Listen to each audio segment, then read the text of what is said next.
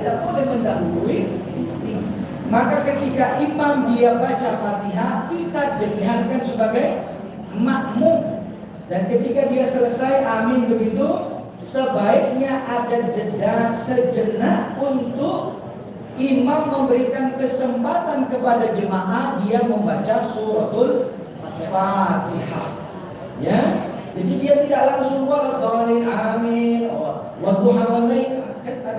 Biasanya ada jeda sedikit ya untuk dia memberikan kesempatan ya, memberikan kesempatan kepada jemaah untuk dia membaca suratul Fatihah. Tetapi ada pandangan lain, misalnya dari madhab yang misalnya Hanafi misalnya, ketika kita sholat berjamaah itu berlaku hadis yang disebutkan al-imamu dhamin. Tetapi biasanya tidak lazim di tempat kita itu ya. Imam itu penjamin. Ya, fa in ahsana walahu fa in asaa falahu wala alaihim. Ya. Imam itu menjamin, maka bacaan imam tadi itu sudah cukup. Ini satu mazhab Hanafi kalau saya tidak keliru ya, yang menyebutkan bahwa dalam sholat berjamaah kita ya dengar saja nggak ada masalah. Nah, gitu loh. Ya. Tetapi dalam mazhab Syafi'i itu dikuatkan untuk dia membaca suratul Fatihah karena landasan hadisnya itu tadi la salata liman lam yaqra bi Fatihatil kitab itu tadi. Sama ada dia berjamaah atau sendirian, dia wajib untuk membaca suratul Fatihah. Tapi dalam kalangan yang saya sebut tadi Hanafi misalnya, al-imam dhamin itu menjadi argumentasi bahwa makmum kalau dia tidak baca Fatihah ketika dia sholat berjamaah karena dia sudah dijamin oleh imam. Kalau imamnya baik, maka bagi imam ganjaran dan bagi jemaahnya ganjaran. Tetapi kalau imamnya jelek, maka baginya dosa dan tidak ada dosa bagi jemaah. Jadi begitu Pak, sebaiknya ada jeda sedikit kita sebagai imam untuk memberikan kesempatan ya kepada makmum dia membaca suratul Fatihah.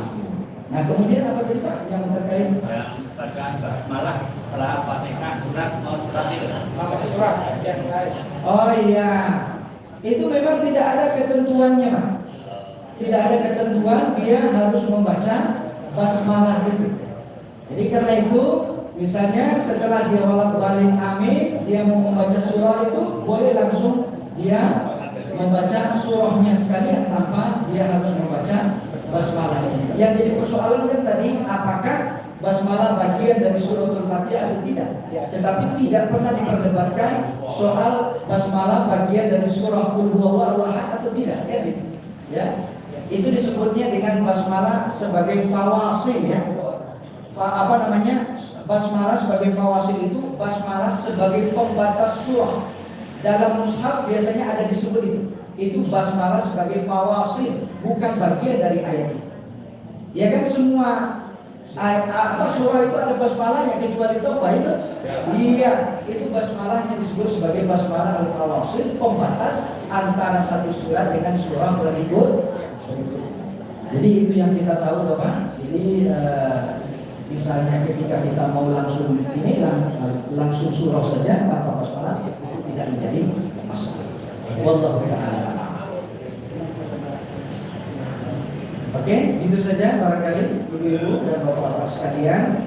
Mudah-mudahan penyampaian yang tidak seberapa ini ada manfaatnya, terutama bagi diri saya sendiri yang menyampaikan, dan mudah-mudahan bisa jadi amalan kita semua yang hadir pada kesempatan pagi hari ini. Atas segala kelemahan dan kekurangan saya mohon maaf kepada Bapak Ibu sekalian. Billahi fi sabilil haq, astagfirullah. Wassalamualaikum warahmatullahi wabarakatuh.